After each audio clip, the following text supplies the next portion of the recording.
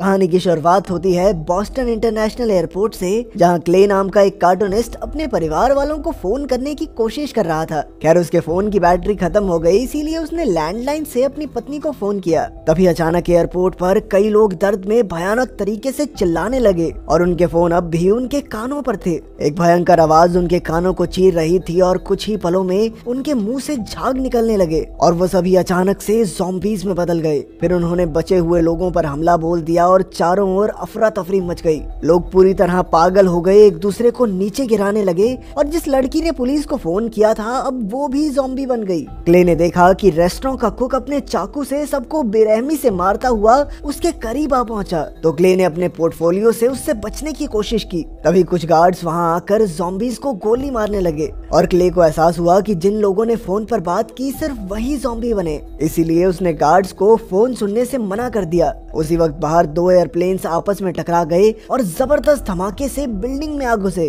खुशकिस्मती से क्ले तुरंत भागकर बेसमेंट में आ गया, पर वहाँ भी दो ज़ॉम्बीज़ ने उस पर हमला कर दिया। तभी अचानक ट्रेन से दो आदमी निकले और क्ले को बचाकर ट्रेन में ले आए। तब क्ले ने बचे हुए लोगों को फोन से सावधान किया। फिर ट्रेन ड्राइवर टॉम ने कहा कि सभी ट्रेन्स बंद हो गई हैं, इसीलिए उन्हें चलकर सुरंगें पार करनी होंगी। पर सभी लोग बेहद डरे हुए थे, इसीलिए टॉम, क्ले और माइक ही सुरंग के रास्ते पर निकले। थोड़ी देर बाद उन्हें रोशनी दिखाई दी जहाँ कुछ लोग खड़े थे, पर उन तक पहुँचने से पहले ही एक ज़ॉम्बी ने उन पर हमला करके माइक को मार डाला। आवाजें सुनकर बाहर खड़े ज़ॉम्बीज़ भी उनकी ओर भागे, पर टॉम और क्ले तुरंत सीढ़ियों से ऊपर भाग गए। एक ज़ॉम्बी बड़ी तेजी से उनका पीछा कर रहा था, पर टॉम और क्ले ने जैसे तैसे ऊपर पहुंचकर फटाफट ढक्कन बंद कर दिया। इसके बाद वो क्ले के घर पहुंचे जहां दरवाजा टूटा हुआ था और कोनों में पड़ोसियों की लाशें पड़ी थी। खैर क्ले के घर जाकर टॉम ने देखा कि क्ले ने दीवारों पर अजीबोगरीब ड्राइंग्स बना रखी थी। क्ले ने देखा कि लैंडलाइन फोन बंद था, इसीलिए उसने टॉम के फोन से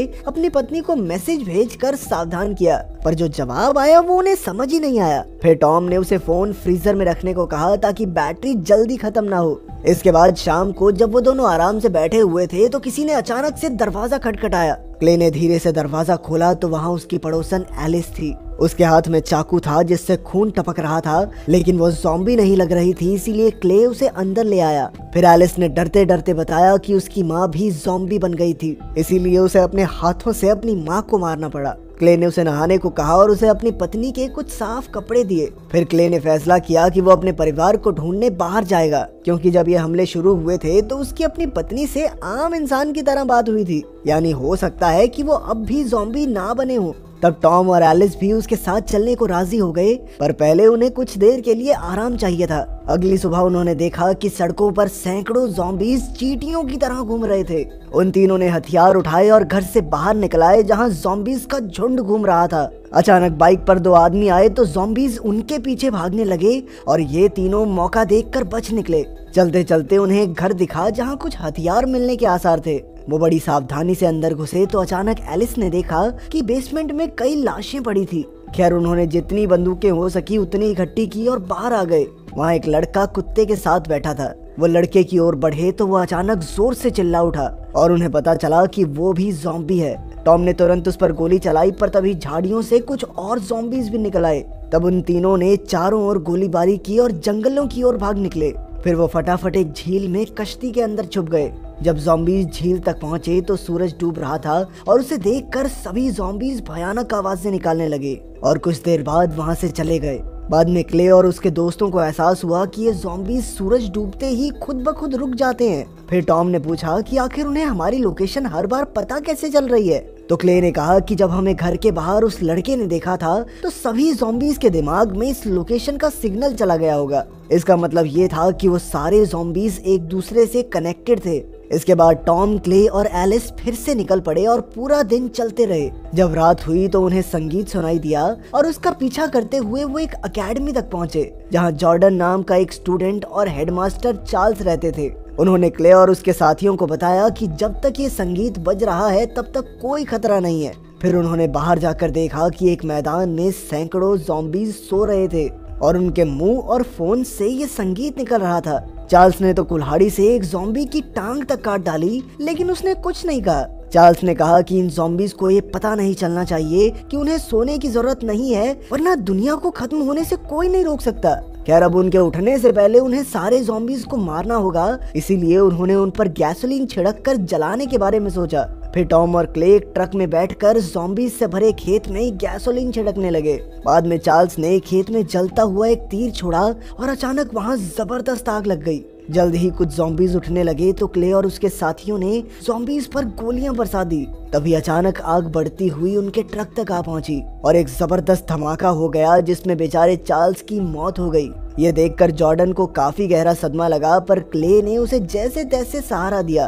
कुछ समय बाद वो सब एकेडमी से निकल पड़े और काफी देर इधर उधर भटकने के बाद उन्हें एक खाली थिएटर मिला जहां उन्होंने छिपने का फैसला किया। थके होने के कारण जल्द ही सब सो गए, पर क्ले को अचानक बाथरूम से कुछ आवाजें सुनाई दी। क्ले बाथरूम में गया तो उसे एक ज़ॉम्बी बना आदमी दिखाई दिया जो बिल्कुल राक्षस बन चुका था। वो क्ले पर हमला करने ही वाला था कि अचानक क्ले की आंख खुल गई और उसे एहसास हुआ कि ये सब सिर्फ एक सपना था। पर जब उसने अपने साथियों से बात की तो पता चला कि उन सबको उस आदमी का सपना आया था।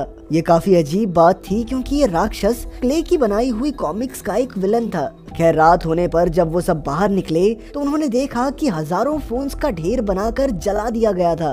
तभी टॉम और एलिस के फोन की घंटी बजी तो उन्होंने भी अपने फोन इस ढेर में फेंक दिए। फिर कुछ घंटे चलने के बाद उन्हें एक बार मिला जिस पर लिखा था कैशबैक नोफो। उन्हें लगा कि शायद इसका मतलब होगा कि फोन अंदर ले जाना अलाउड नहीं है, तो उनके पास फोन थे नहीं तो वो अंदर घुस गए।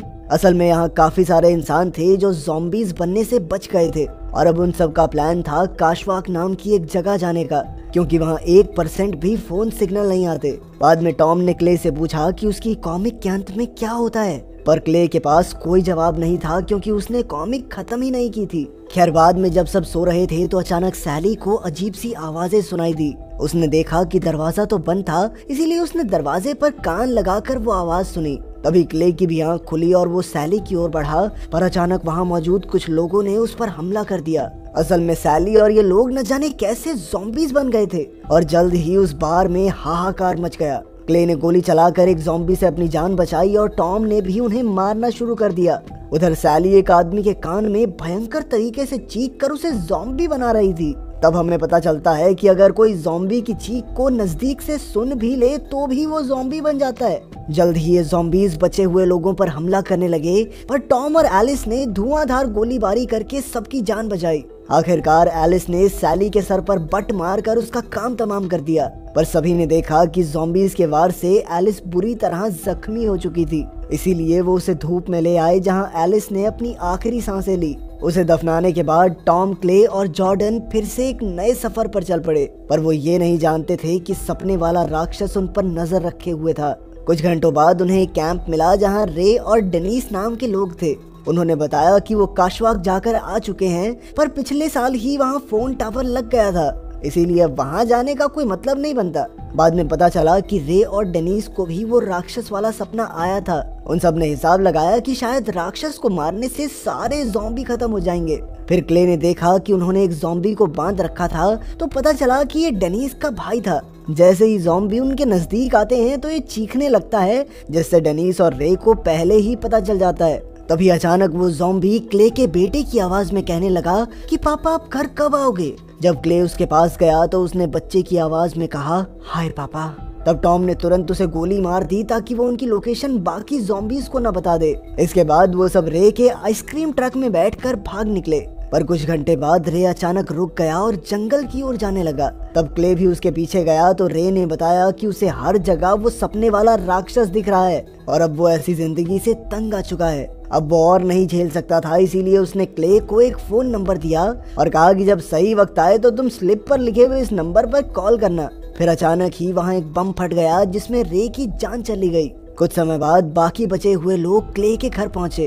अंदर कोई नहीं था, पर फ्रिज पर उसके बेटे ने लिखा था कि उसकी माँ ज़ॉम्बी बन गई है, इसीलिए वो काशवाक जा रहा है। क्ले ने गुस्से में आकर कुछ चीजें तोड़ डाली और बाद में जब वो स्टोर रूम में गया तो अचानक उस पर सपने वाले राक्षस ने हमला कर दिया। उसकी ताकत के सामने क्ले काफी कमजोर पड़ रहा था, लेकिन ऐन वक्त पर टॉम ने वहां आकर उसकी जान बचाई। अब राक्षस टॉम को मारने लगा तो क्ले ने लकड़ी से राक्षस के सर पर कई जोरदार वार किए। जल्द ही टॉम ने भी गोलियां चलाकर राक्षस का काम तमाम कर दिया। पर जब ज़ॉम्बी के चेहरे से कपड़ा हटा तो क्ले ने देखा कि ये कोई राक्षस नहीं बल्कि उसकी पत्नी थी, जिससे उसे काफी गहरा सदमा लगा। बाद में क्ले ने रे के दिए हुए नंबर पर फोन करने का सोचा, पर उधर टॉम ने देखा कि ट्रक बॉम्ब से भरा हुआ था। इसका मतलब शायद ये था कि स्लिप पर लिखे हुए नंबर से सारे बम फट जाएंगे।